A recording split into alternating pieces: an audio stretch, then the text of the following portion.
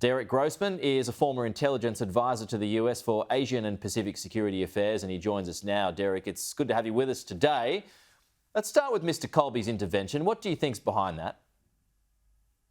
Well, thanks for having me. Yeah, so I think the Trump administration has been very, very keen on working with allies and partners to counter China.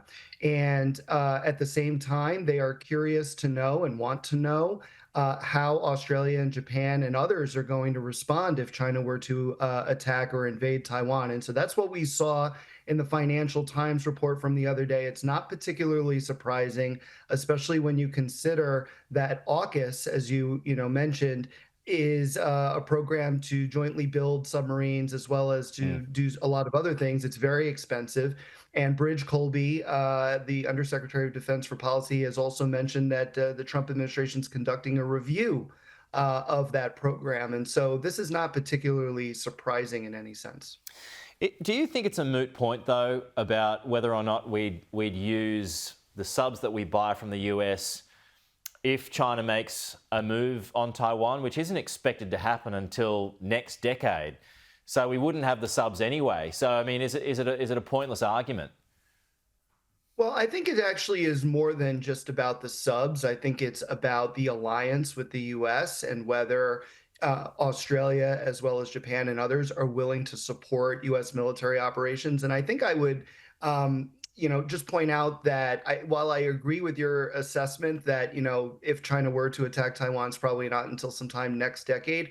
But I mean, over the last few years, we've seen reports on U.S. intelligence saying that China could attack Taiwan by 2027. And so there are earlier there are assessments that are saying China would do so earlier than what you had pointed out. And so I think that's kind of the part of Colby's probing here. Okay, well, on that question, we've had a response to that overnight from our Prime Minister, who says, our long-standing position is to support the status quo. So he's continuing to keep some distance on that. He's right now in China, so obviously he doesn't want to inflame things.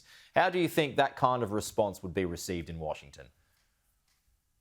Well, I don't think it would be particularly surprising in Washington because, as you said, he's in China right now. He doesn't want to compromise his meetings in any way. But and frankly, when he returns to Australia, I don't think that he would or should comment on that anyway, because there's a few things here. I mean, one is Australia shouldn't have to tell a close ally whether it's going to help the U.S. in the future. I mean, it should be pretty obvious. But secondly, circumstances are always unknown, right? And so if Taiwan were to declare independence and China were to attack, might that change Australia and other ally and partner calculations? It probably would, right? And so some of it's inherently unknown anyway. And that's why I think I disagree with the Trump administration asking these kinds of questions. It doesn't really serve any particular purpose other than to anger and frustrate allies. We've been allies for so long. I mean, do you think that Washington doubts our relationship at the moment if we were called upon to help? That's hard to say. I don't think so, but I do think that there is kind of this energy within the White House right now, which is, trust nobody and do more on our own if we have to. And that, I think, is counterproductive. And I think that it is ultimately going to, another 3.5 years of this, is ultimately going to have some real negative consequences for our alliances and partnerships. Okay. Do you think AUKUS is in trouble? I don't. I think that AUKUS is a program that already has a lot of bureaucratic momentum.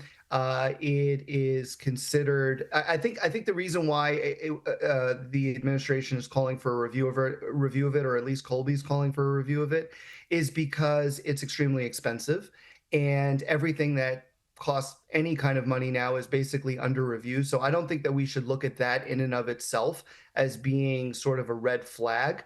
I also think that once the president finds out more about AUKUS, it'll become clear that it's something that we should have in order to counter China within the Indo-Pacific.